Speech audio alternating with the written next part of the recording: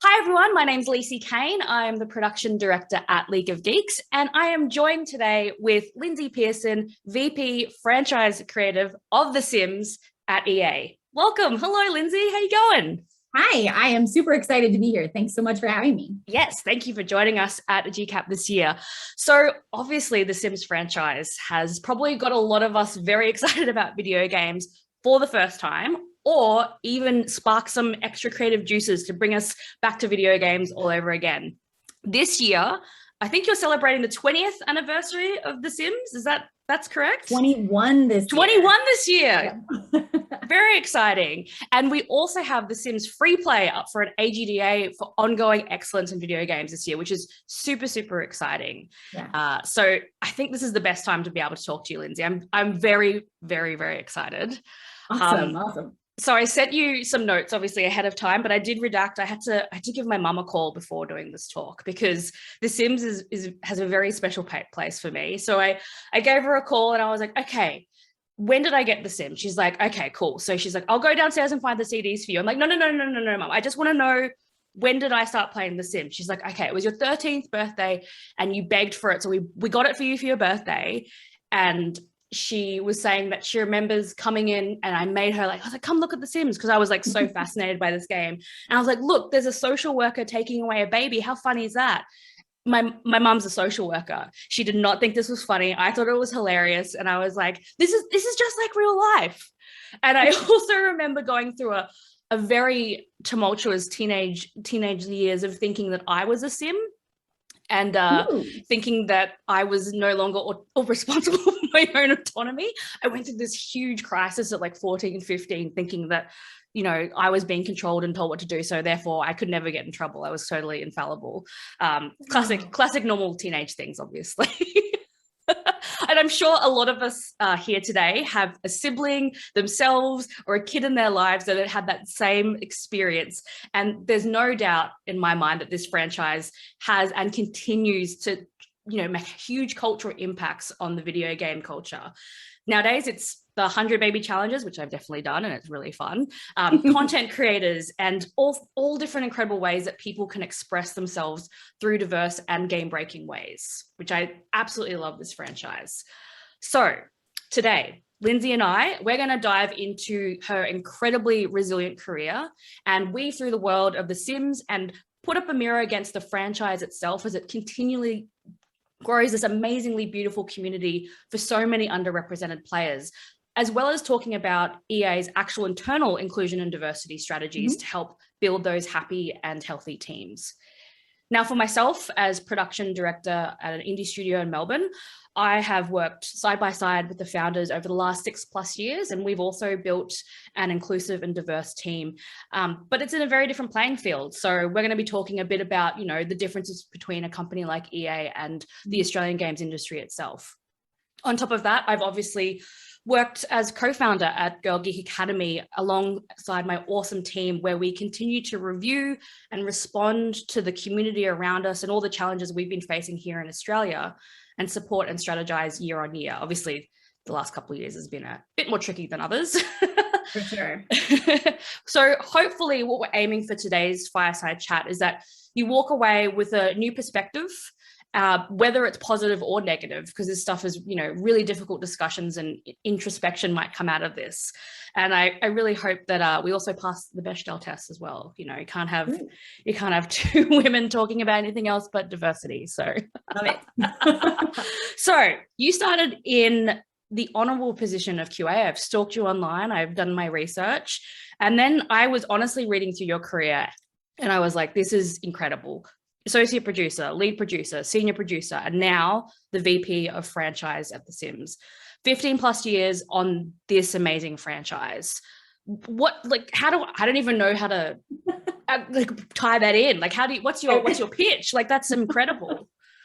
So it's funny, now looking at where I've ended up, and I think back to what I enjoyed as a kid, I certainly never imagined I would end up in video games, let alone The Sims. And I love your start out story with The Sims, because mine was much less constructive. I tried to play at a friend's house. My Sim immediately set themselves on fire making breakfast. And I was like, who would play this crazy game? So that was where my Sims journey began. But I'd always thought that I would get into movies. I wanted to make special effects and computer animation. Like, I was super fascinated with the way that technology and entertainment come together. I love entertainment just across the board.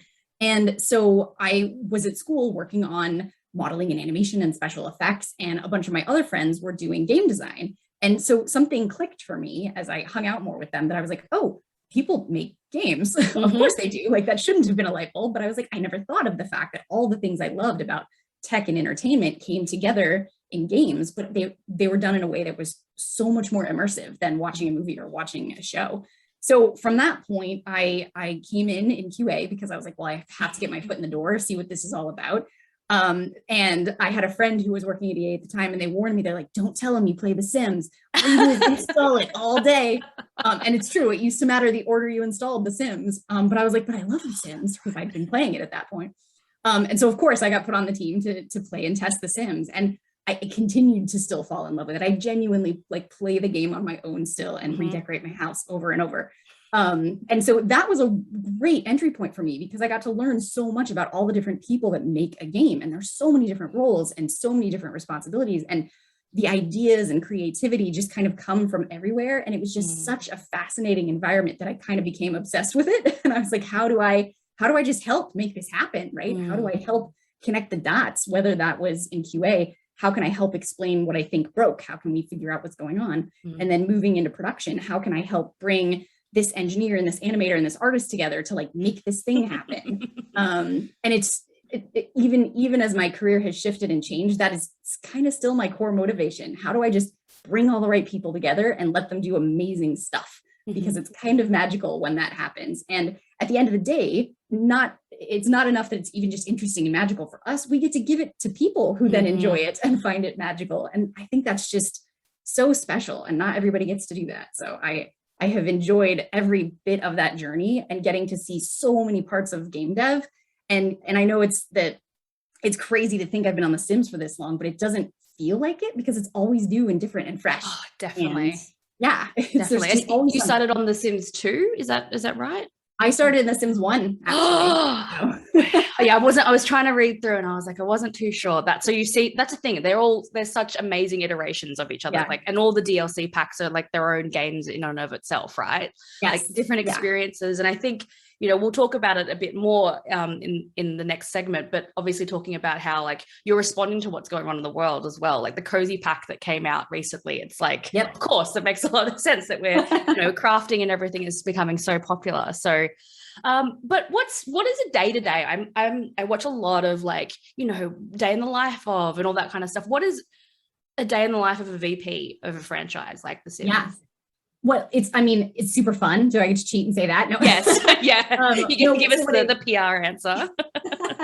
What I really like about it is what I get to do is I get to live in this space between our games and our experiences, our brand and how we talk about it and how we show up in the world, and our players, like what are they thinking about us and how are they playing with our things? And I get to kind of be this like glue between all that to say, okay, knowing what we know and seeing what we see, how can we show up in the world? What should The Sims show up and stand for and talk about? And where should we go next with our experiences? And then I get to bring together all the creative developers and brand managers, and we get to like just have these really interesting conversations to sort of build out like where we want to go in the future.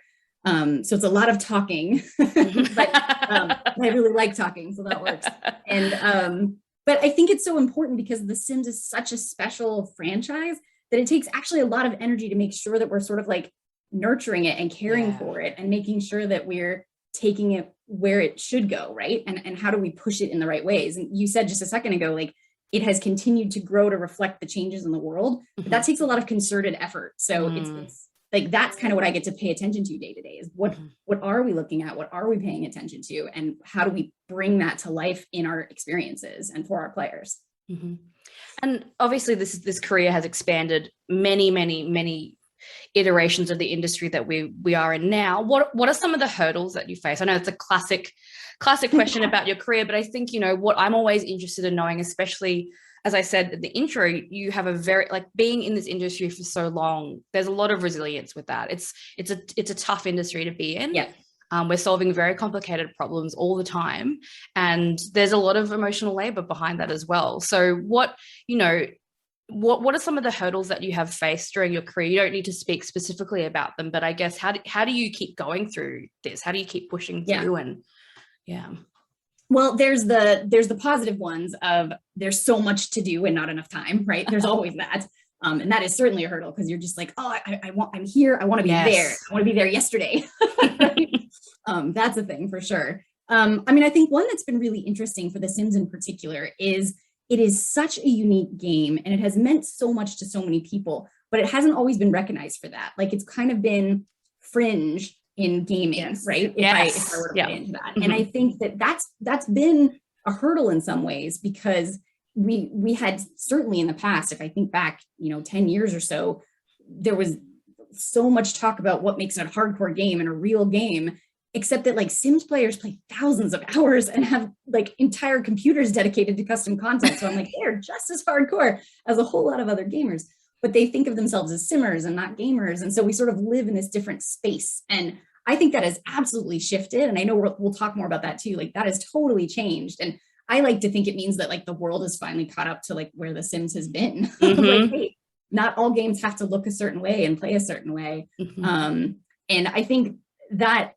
was an interesting challenge because it meant we always had to kind of say, okay, how do we make sure that people we know would connect with this experience are hearing what this is? Like, how do we help make sure The Sims is getting to the right folks because we know they're going to love it?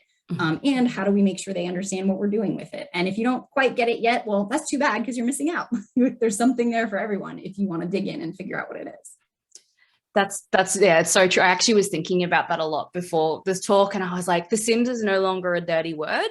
It's like, what games do you play? The Sims. It's like we're seeing so many great content creators that aren't just, the stereotypical Sims players. And it's just, it's really, really awesome. It's very funny. It's no longer held in that kind of that zeitgeist anymore. I think it's definitely, we've definitely seen it shift, which has been awesome. And I think I'm guessing that you've been a big part of that as well.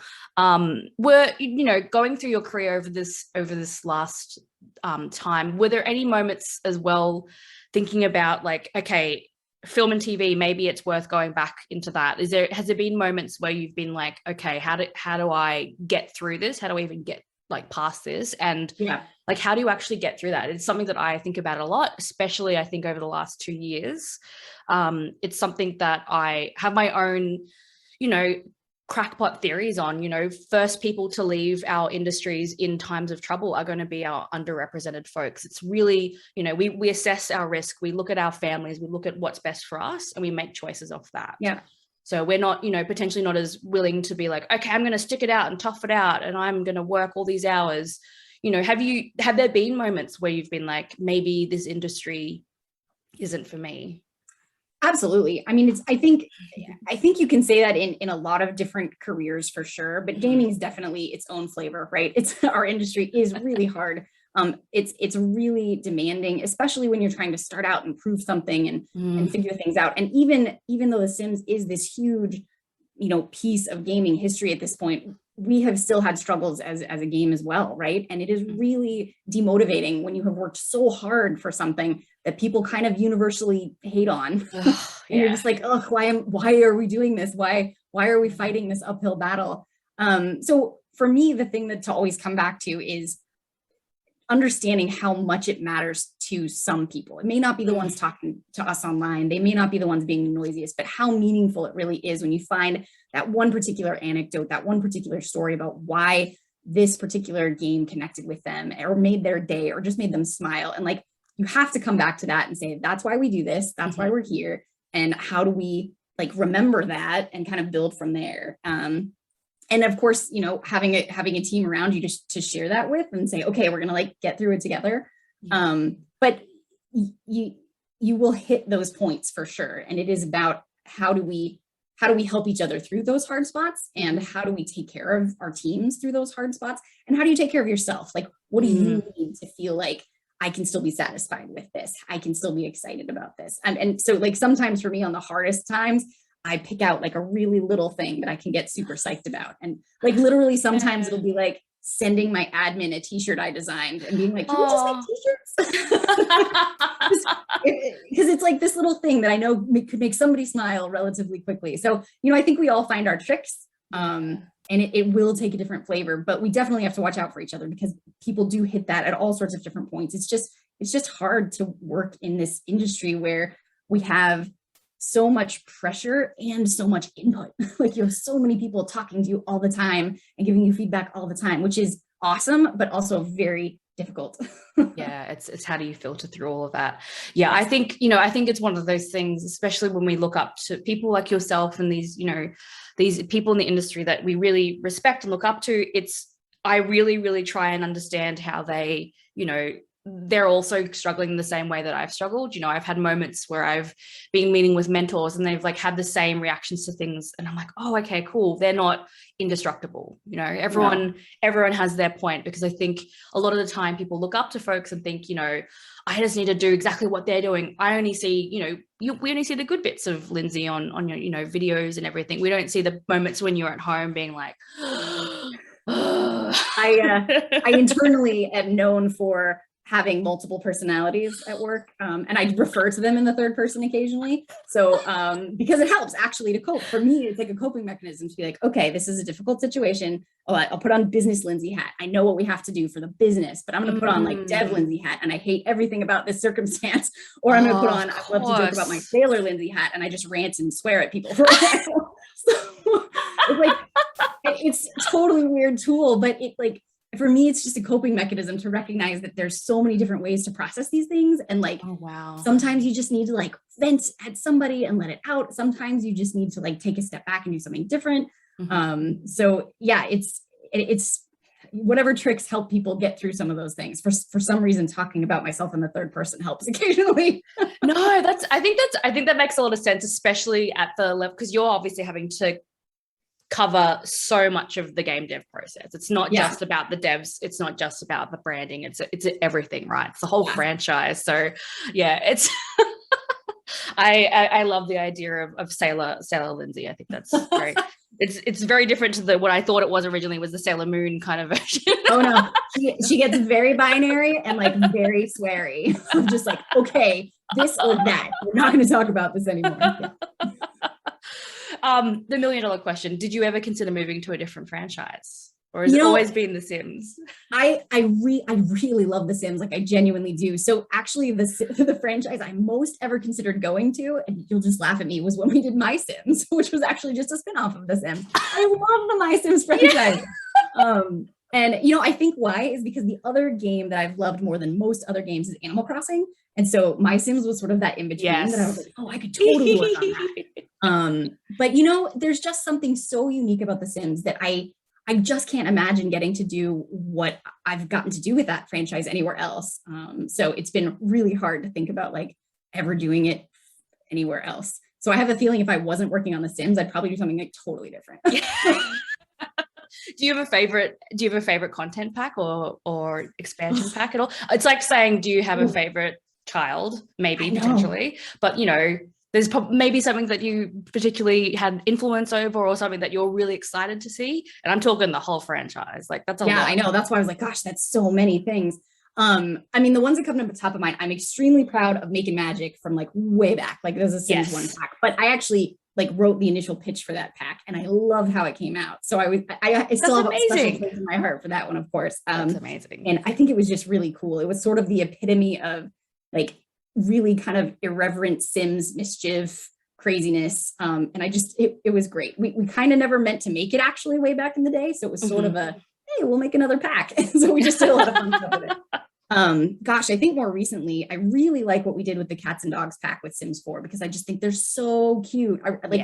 I remember playing early software of it. And one of the first things that happened is like my Sim sat down for breakfast and the cat jumped on the table in front of her. And I was like, we're done, just ship it now. Exactly what happened every time. And I just like, it's just such a good little moment that I was like, yep, it's perfect. I love it.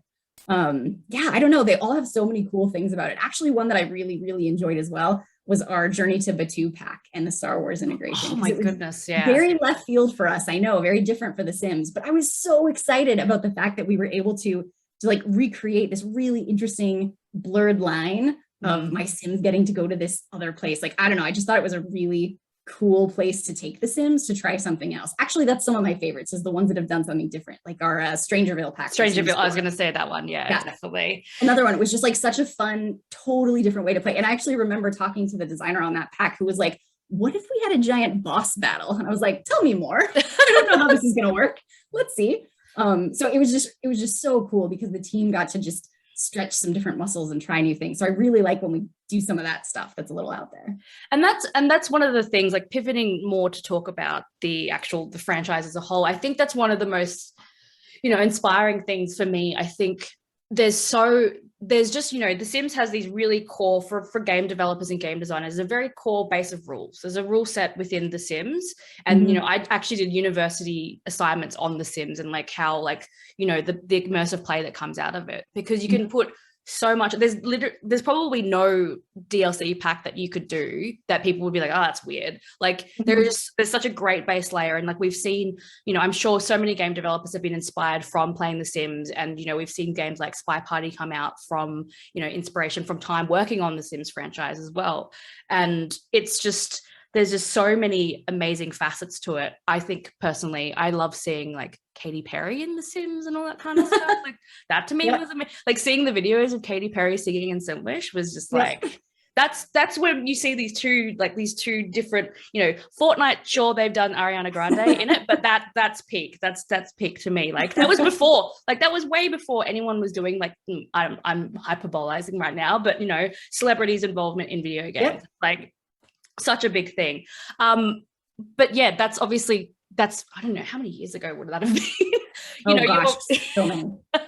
Have you seen other examples within the Sims franchise where, people have had to really champion that culture shift, that moment in time where it's like, this is something different, this is something new. Like there's heaps to talk about in the Sims 4, like there's been like heaps of amazing initiatives there, but can you think of something like Katy Perry that was that was early on, like early adopters, that you felt you were championing for the industry as a whole?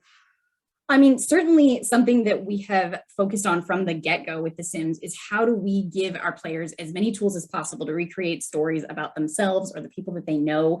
And that means sort of adding as many tools to the box as we can. I think it's pretty well known that like The Sims was one of the leaders in representing same-sex relationships, right? Yeah. We were way back in 2000 and it wasn't a big deal. It wasn't a headline on the box. It was just like, hey, you get to play this way. This is how it goes. And we've continued to push forward in that in our representation of our characters. And I think that is something I'm super proud of, as a conscious effort from the team to say, how do we continue to not only give the players tools, but actually highlight these stories as well, right? We just recently, I guess it was a couple years ago now, put a same-sex couple on our box, right? Like that's a great evolution of where the game has always been and what it has always offered, but like highlighting it in a different way, right? And sharing that story with our players to reflect the world around us in a different way. And so I think that that's been the fun and the challenge and the pressure, is how do we see what has changed about the world and reflect that in our experiences? And, I mentioned cats and dogs, and cats and dogs is a theme we've revisited 4 times now, right? We've made pets a couple times for The Sims, but every time it's different because you're like, well, what do people think about with pets today? And they think a lot more about Instagrammable moments or how I would share a video on YouTube. So you're like, okay, how do I apply that lens to the way that we build cats and dogs? What should that experience feel like if that's what people look for in the real world?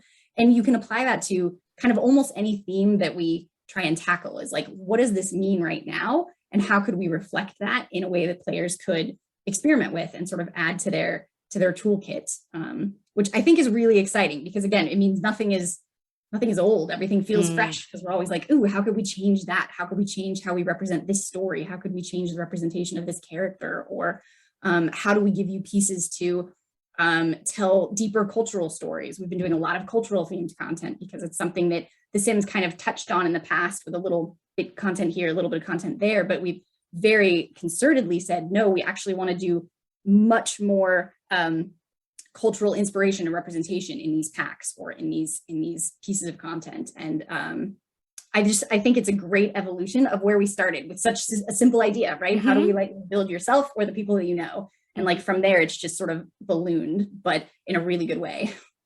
The Goth family, the OGs started from there. I think. Oh, the Goths. It's amazing hearing you talk about this. It honestly feels like if we were to put civilization in a time machine, a time box, a time capsule, The Sims almost feels like the goal for you and the franchise is to just have The Sims reflect, the changing of history and the changing of culture, which is just pretty cool for a franchise like that. I would definitely be amazed to think about people looking back and be like, what is this The Sims? Like, how long will this go for? And what you're saying is really interesting because it's not, we talked a bit before we got together for this recording. It doesn't seem like what you're applying is hugely just EA. We're the only ones that can do this. Like, it's all I was going to ask you, is there a secret sauce to like looking at, how do you stay on, track with what's going on in the culture and reflecting that in your games? But it really just seems like your team is just making sure you're considering all the different avenues and not just, saying, no, this is what the Sims is about. And it'll always, like, imagine if you had the same values as you had for Sims 1 versus now. Right. So this doesn't seem like these are learnings that you could not apply to our industry in Australia. Like, it seems like this is very, like, you could come in and be like, okay, what is this game you're making? Like, we talked about the idea of like, just considering, different styles and approaches to making games. Like, how do you feel like you would go into, like, let's say a small studio in Australia and actually apply these learnings to, a small indie team making a video game with 3 people? Yeah, well, I mean, it starts with just sort of fundamentally setting your mind shift to the point of, I'm going to look for as many opportunities throughout the journey that I already have to undertake to make a game at all, to figure out how to bring in more influence and more representation and more authentic stories from maybe not what I would default to, right? Your example of how we would have asked a question in Sims 1 versus now, in Sims 1, when we thought about adding a world to the game, it was like, oh, we need a magic world. It'll just generally have wagons and stuff. But now when we talk about adding worlds, we're like, well, where should this be located? Where would it make sense for this to happen, right? We just did a cottage living pack and we're like, well, English countryside feels great. Okay, what do we do to make English countryside feel really English countryside? What should we like pay attention to? Or, our island pack where we brought in mermaids. We're like, how do we make this feel like a true sort of Asia Pacific island, not a specific island, but inspired by these islands.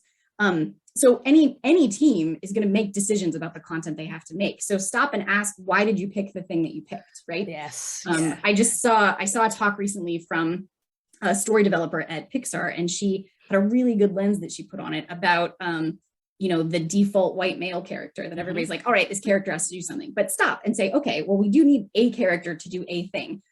Could it be a woman? Could it be a person of color? Could it be an elder? Could it be a kid? Like, what could we do to sort of change this character that has to do something anyway? And does it matter to the story that they are this particular thing or not? And then let that guide you on like, okay, then how are we going to represent them? If it is about telling the story of this character and we've decided their background is this, do your homework to make sure you're doing it authentically. If they are just a little side character popping in to give you a little tip about something, then that is an opportunity to say, okay, let's just make sure they don't all look the same. Like, let's make sure that we're varying up who we're representing. Think about the places that your events take place. And again, ask the same question. Does it have to be this place because it's what I know? Or could I pick a different place that actually could serve the purposes of the story? And so it's not a, hey, let's stop and check in at some point and make sure we've ticked the boxes. Like, it really is something you just think about all throughout your choices. And you have to sort of take that step back and wonder, okay, we clearly made a choice. Why? And let's think about if we could have made a different choice that would actually help make this resonate for more people. That's really, and I love that you referenced Pixar as well. Pixar is, we don't need to take all our inspirations from video games. I think, it's a big thing, a big fallacy that we're the only ones that can solve our problems. Like, a lot of these creative problems have been addressed before, and there's lots of great learnings from Pixar. Like, they've got some really, really great attitudes to creative leadership and all that stuff. I think it's really interesting too, like, if you're putting your Lyndsay marketing hat on as well, like, these are, like, we talk about diversity inclusion being like business sense for actual, making games, and there's all the research behind that. But what you're just talking about is also looking at how do you have your game. The reason why The Sims is successful and dominates that thing is because it's the only one like it, right? It's how do you go, okay, this game could be this, but if it's this, that means maybe it would stand out slightly. It's definitely the approach that we have at League of Geeks, is like, we want people similar to Pixar and, similar to other big brands, is like, people looking at a game and being like, oh, that's a League of Geeks game. So knowing that that game stands, it's from a genre that's familiar, but then the actual treatment of it is slightly different. And I think, you know, diversity and inclusivity isn't just about the people you hire. Obviously, it's very important, but it's about the products that you make and setting yourself. It's how you could be potentially like catch the eye of a player, you know, right? It's like something that we have the stats on how many diverse people play games now. So it's so true. So I think, you know, are there any other like words of advice that you would give to studios, you know, in regards to this research? Like, how do you, I think people go, oh, research is that's so much, you know, money and effort and like, you know, how do you, like, obviously EA has this big budget and they would have all this like cultural consulting and everything like that. But is it that difficult to ask these questions, or what do you feel about that? I mean, it's better to start small and at least start asking what you can, right? You definitely don't have to go commission tons of research to do some of this. I mean, there is a lot you can learn from the internet. I always recommend finding actual people to talk to. That's a good, you know, verification. You know, something we actually championed at EA a few years ago that has grown quite a lot since then was the idea of this inclusion council. And it was a group of us that got together to say, hey, how can we help our teams start to make more inclusive products and build inclusive teams? And what could we put forth as questions that we can ask ourselves throughout development to sort of drive these conversations and prompt these questions, right? So it started with a relatively simple framework and a few key questions that I've brought up as we've talked, right? Whose story am I trying to tell, and am I telling it authentically? Is this representing an underrepresented point of view, right? There's a few key things to come back to. That whole initial group, though, was started entirely out of ad hoc conversations across teams and saying, hey, let's reach out and find experts. Yes, we have the advantage of being a giant global company. Like, we have people in countries around the world, so you can reach out to your marketing partner or your localization tester, right? But you don't have to have that to be able to ask those questions. Like, you can ask your friends, you can ask your friends of friends and say, hey, you know, we're considering recreating this Northeastern United States location, but I've never been there. Do you know somebody who could talk to me about like the quintessential parts of that location? A lot of the initial questions you're going to want to ask come from those initial conversations, and then you can like target your homework and target your research on your own. You don't necessarily, like I said, you don't have to commission a big study to do it, but start talking to your coworkers, their circles of friends, reaching out to, you know, partners elsewhere, finding communities online. There's a lot of really great places to find resources that don't have a big paywall or require you to do this big heavy study. Like, it's just about starting to ask the questions and starting to have the conversation, and that will like get you moving in the right direction. It's funny because I think, you know, there's an age-old classic idea of the Rolodex syndrome when it comes to hiring. So the Rolodex syndrome is, for those who don't know, that when you're going to hire someone back in the day or now, you would go, okay, let's look at the Rolodex. Okay, my name is John Smith. I'm looking at my Rolodex. Oh, there's 5 other John Smiths. I'll go hire them without even going to market. I think that's the exact same thing for game making as well. If you surround yourself constantly with the same type of creators, you're going to only see that back again. So I find, even honestly, as much as it is a bit of a trash fire sometimes, Twitter has, like, not just for game, we talk about it for games networking all the time, but honestly, like, especially with The Sims, I've been able to see so much excitement constantly about the different content creators on there, and stuff and perspectives that I would have never have known of, especially being in Australia. The American perspective and understanding of, you know, the struggles of the Black community over there is just so far away from what we have. Obviously, we have other struggles here, but I have instant access to thousands and thousands and thousands of stories and perspectives. Obviously, I can choose how I absorb that, but that's free. People are giving away their perspectives for free on Twitter every single day. And as long as you're following those different perspectives and not just your own, that's an easy way to understand what's going on in the zeitgeist. Like, people make fun of me for watching TikTok all the time, but I think, you know, I'm becoming a, what do they call it? The chuggy, which is like the uncool millennials now, which is like very unfortunate. But, you know, it is, as much as it is a coping mechanism for me now, it's also just being like, oh my God, look at all this look at what these people are doing. People are so clever, and just like hearing people's stories and all these different things. You're right. There's so much free advice out there and free content.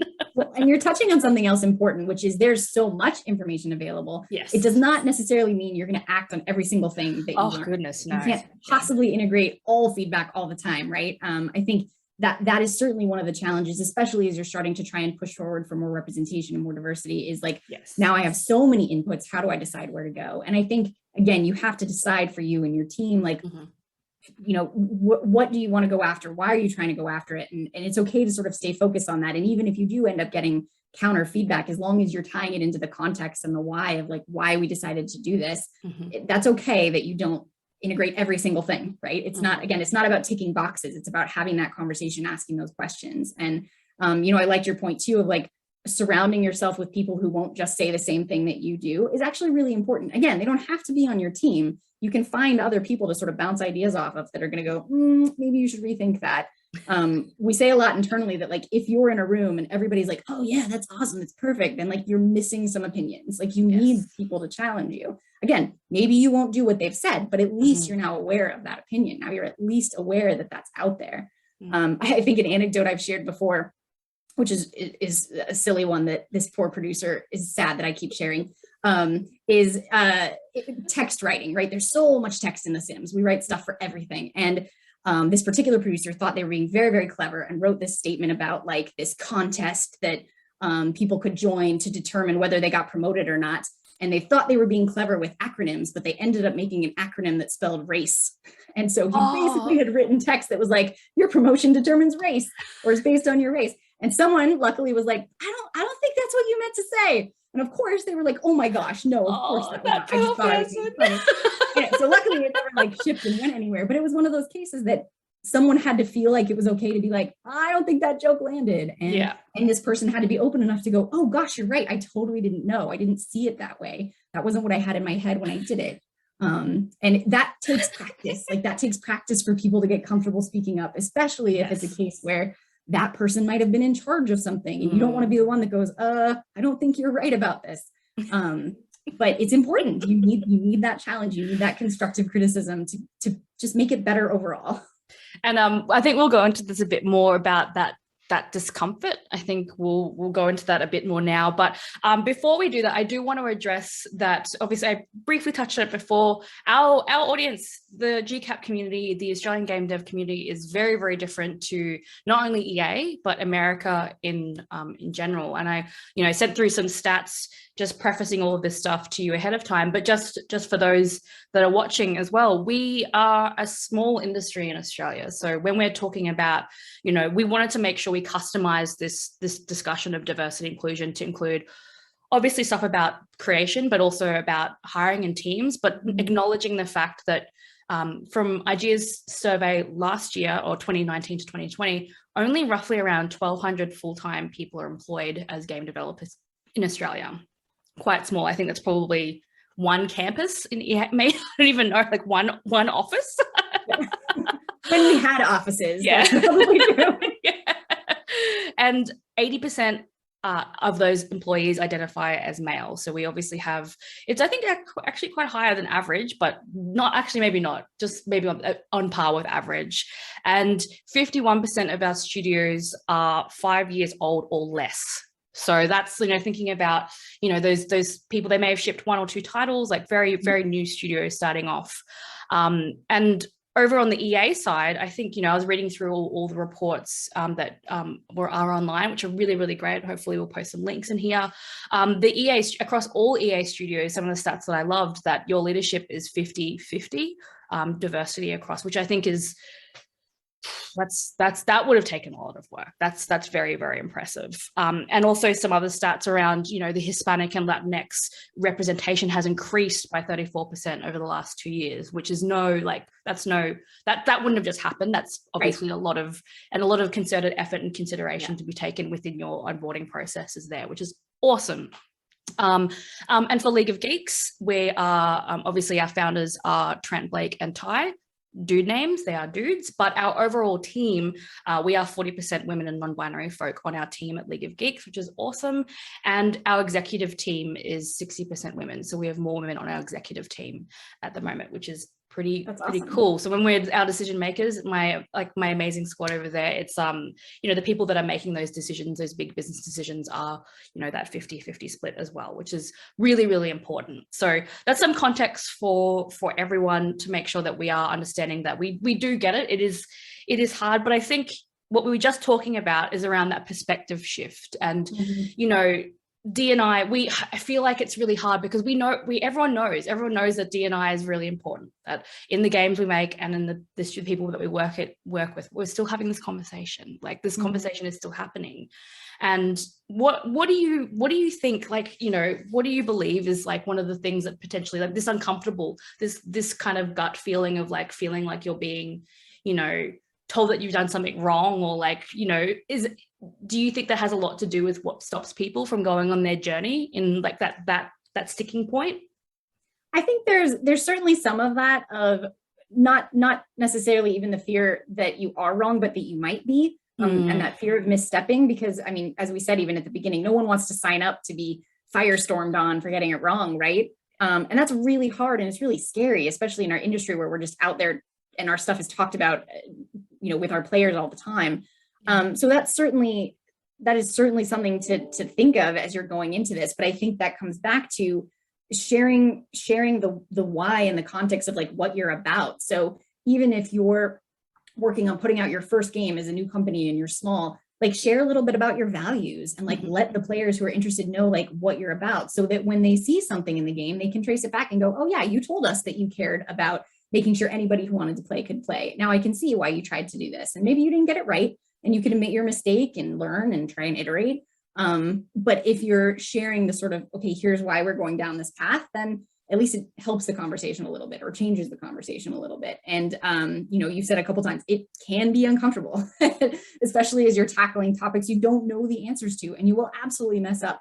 I mean, we've talked about the fact that like EA is a big company. We have all these resources. We have still made multiple mistakes, and we still have to own up to them and say, okay, we got to fix it. And how do we do that? And let's be honest about it and say, you're right. Now we know better. We'll do better next time.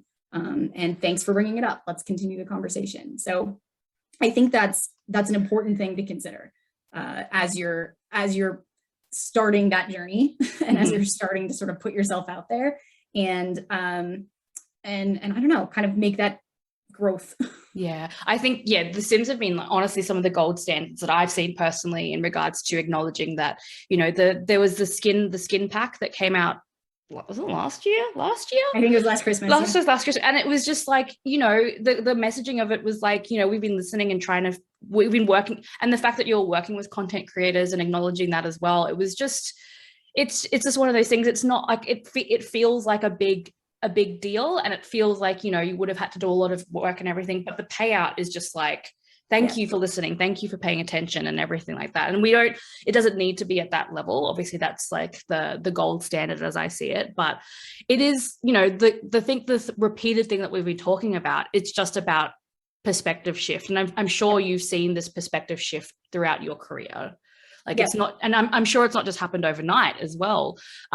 What have you been like, I guess, what have you been seeing throughout the years that you've been working at EA? Like, what are the changes that you've seen come in? I guess, what are the big moments when you're like, okay, we're actually making these big changes? I guess it's a weird question to ask. I'm trying to figure out a way to phrase it, but I'm just, I mean, definitely the conversations have shifted about understanding who we're making games for, right? It's really easy to go out and say, we're making it for everybody, but you really have to understand what that means, and say, okay, well, what is it going to take to actually get to everybody? And who do we think might want to play that isn't playing right now, and why? Like, what do we understand about that? So I have seen a whole lot more conversation around that, of recognizing just the incredible diversity that's out there in the audience, with everything from certainly locations and genders and backgrounds, but also even just platforms and accessibility and payments, of like all these different ways people play now. We need to think about as we're designing our experiences or designing our games and products.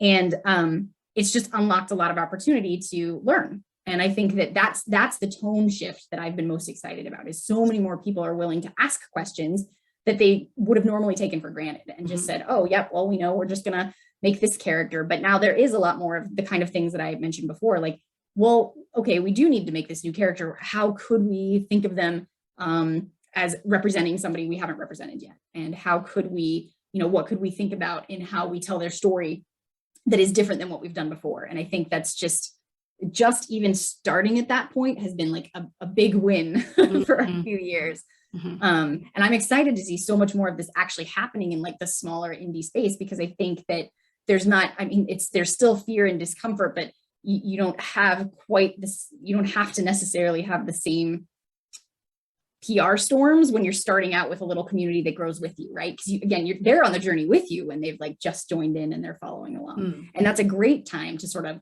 set up that rapport and that intention and say, hey, we want to try this, come with us, help us, and build from there. And I think that's why so many indie games and smaller games have been able to tell stories we've just never seen told before, which I just think is it's just really powerful. And I'm so excited to see games as a medium just evolving to do that and share underrepresented points of view and stories about like really difficult things, right? We've seen so many games that have tackled things that 10 years ago, no one would have ever put in a game. Like it just wouldn't have happened.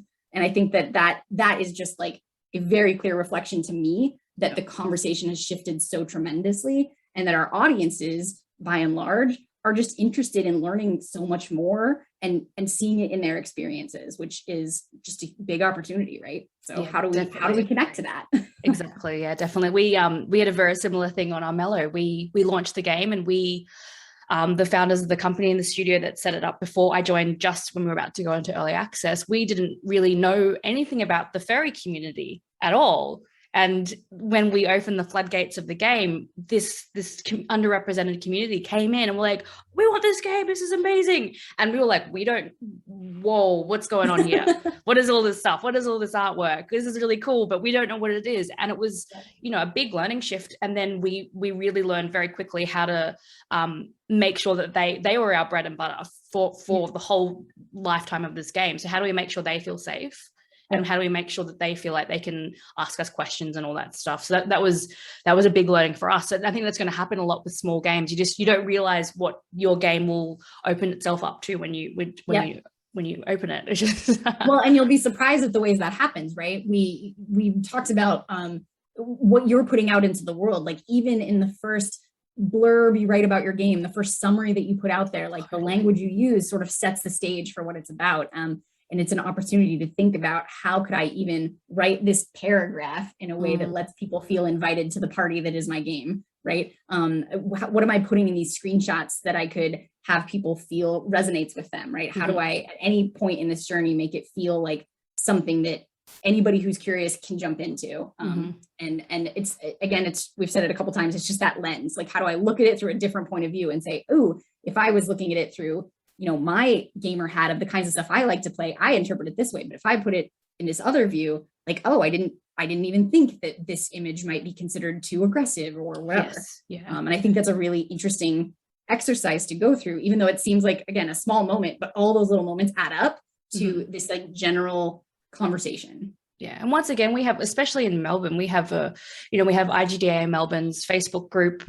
We have Twitter. People post work in progress all the time. We have our screenshot Saturday. So there's so many opportunities for you to post something and get opinions of so many different people. Like we do have, we have a community that is mainly men, but we also do have that small group of diverse people that are willing to be like, actually, did you think about, I've seen it time and time again, but it is just dealing with that discomfort. And I think, I've had moments. The thing is that we're not infallible. We're not immune to this as well. Like as women, it's not just something that we're not, our company is called Girl Geek Academy. We had a lot of feedback around the fact that was, not inclusive. And it's something that I was at first, you're like, oh, what are they talking about? And then you sit on it and you have to sit with it and you have to be through that discomfort. And once again, go back to your values and understand, are you okay with that representing who you are? And like, does there need to be a change and all that kind of stuff? So being uncomfortable, I think is a good thing. Yes. It's so hard to just acknowledge that. And I've had multiple conversations with young devs time and time again, and being like, have you thought about this? And you can see their reaction. They're like, I've never thought of that before. Yep. Like I've never considered that. And it's really, really hard. But I think asking questions all the time. So going on to what you're saying about values, also think about, it is that thing, thinking about, imagine not just putting your game description in the box, but if you were putting your company out there, does your values reflect who you have on your team? And if not, how do you actually go about addressing that, which is a tough thing.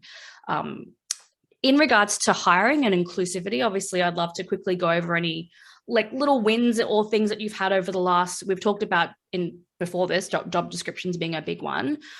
We've done a lot at Log to make sure that we stop people from self-selecting. That's a big thing that we've been working hard on, is like, okay, cool. Is someone going to self-select if they go 10 items that I need to fulfill, I don't fill one of them, I'm just not going to apply.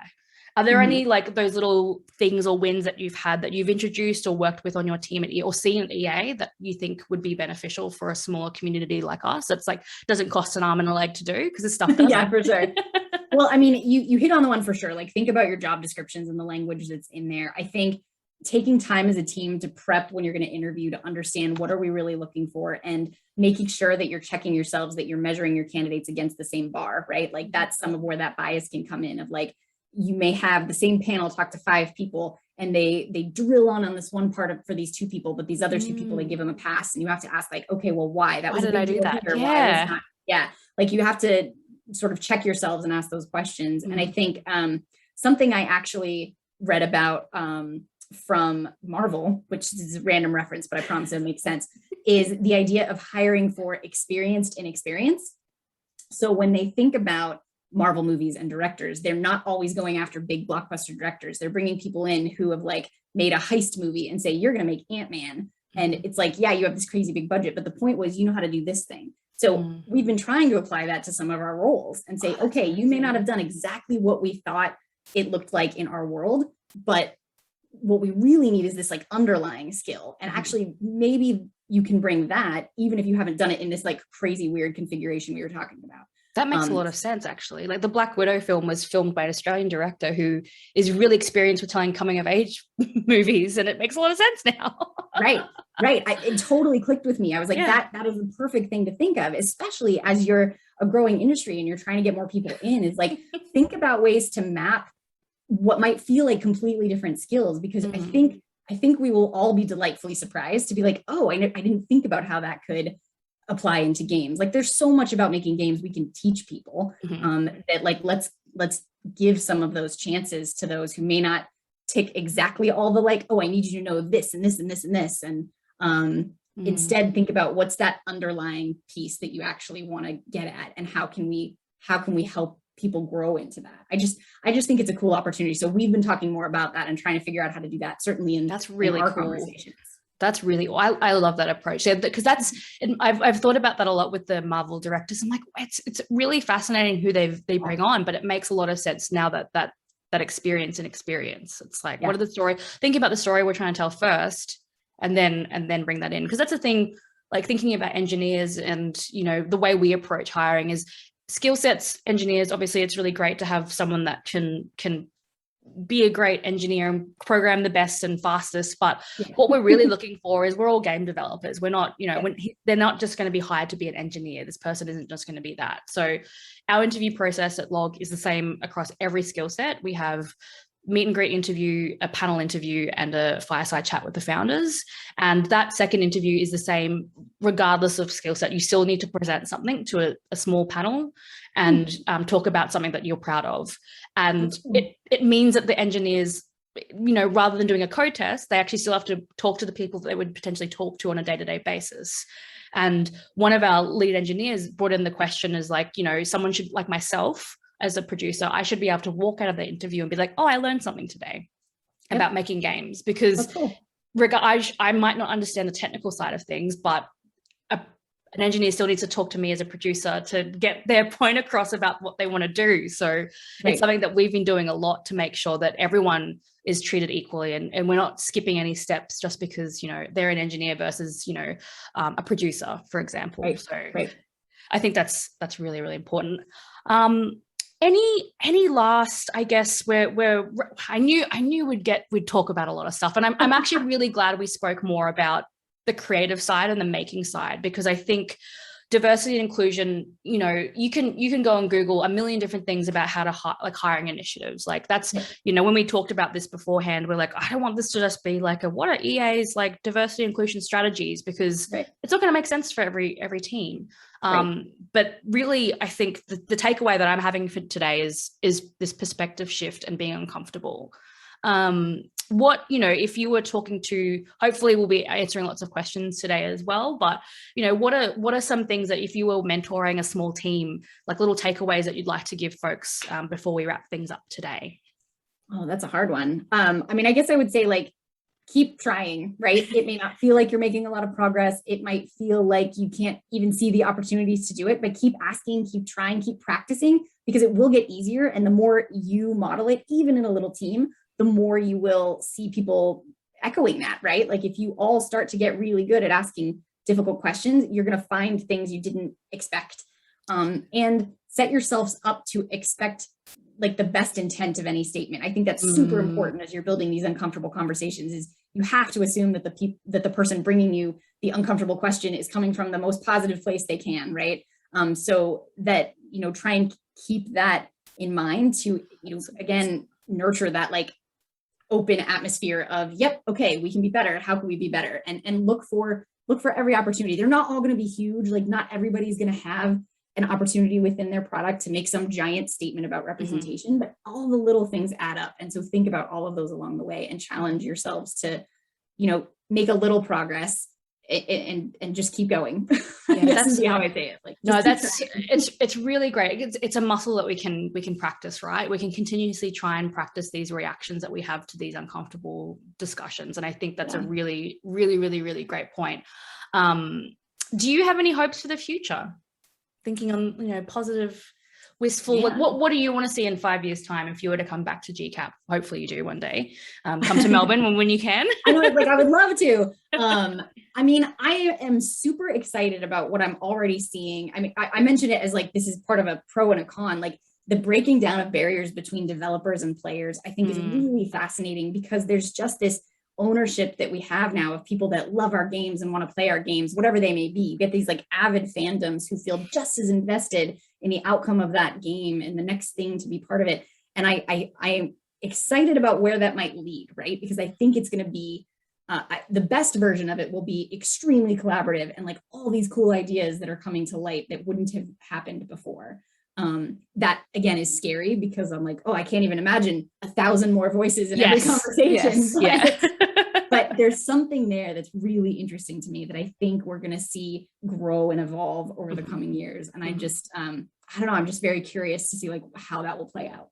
Definitely. I think for me, I thought selfishly when I started Girl Geek Academy, we would actually close within 5 years. I was like, this company is built to fail. I want it to fail. I want the company to get to a point that this isn't a discussion. We don't need to exist anymore. Yeah. That was my goal. And I was like really excited about building a company to fail. But unfortunately, what we've talked about today, and I think it's really important to remember, is that this journey isn't easy. It's actually what I've come to realize, and it feels so obvious. This isn't just a change of, like you said, checking the boxes. It's a cultural change. It's actually more about our mindsets and our approach and perspectives and the questions that we ask.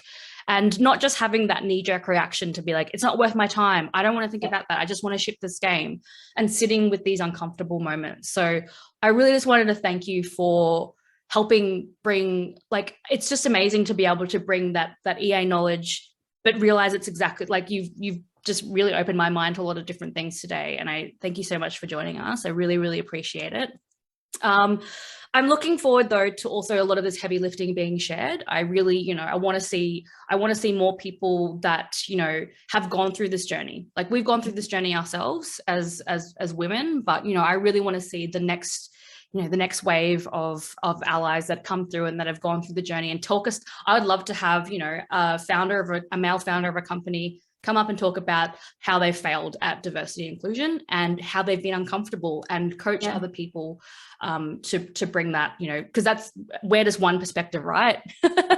Yep. We only get uncomfortable with some things. Like there's other things that, people, like especially men, they're going to have very different perspectives and very different uncomfortable situations that they've been in. I want that emotional labor to be shared. I want other people to take that on, because I'm tired. I'm very, very tired. I would like to see a point in time that we have potentially D&I strategies and retention rates mansplained to us. Even that would be amazing to see, being like, well, actually we, but these are lofty goals. The work isn't done yet. The work is definitely, I think I'm saddened to say that we're still definitely on our journey in regards to the industry. I'm really, really thankful for Lyndsay for joining us today, and hopefully giving some folks some knowledge, and just really sitting back and being like, what are the questions that I need to ask in order to feel like I've done enough. So thank you so much, Lyndsay, for joining us. And thank you. It was delightful. I love talking about The Sims, and I love a chance to challenge us all to get a little bit better each day. Oh, that's good. Thank you very much, everyone. Thanks.